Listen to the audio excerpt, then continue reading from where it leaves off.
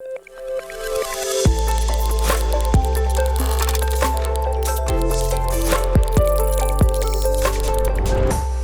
this video, I'll give you a short introduction to the TestAxis IDE plugin.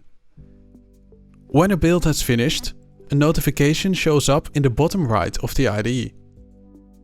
In this case, we see the build has failed and we can click Inspect Results to see more information. Now the TestAxis tool window opens and on the left we can see all builds. These builds can optionally be filtered through the filtering options in the toolbar. When we look at the failing build, we see an overview of the test results. 2 test classes have failing tests. Let's take a look at the player collisions test class, where the player collides with pallet test is failing.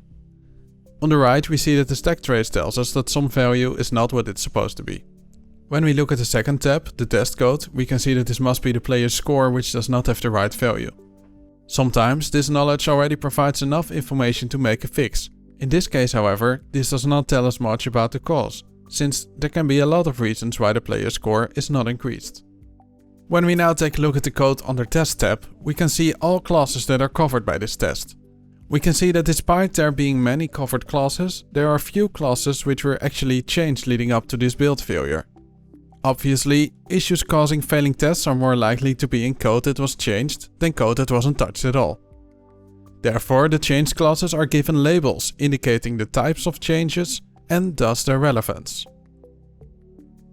On the right we see the content of the class with multiple highlights.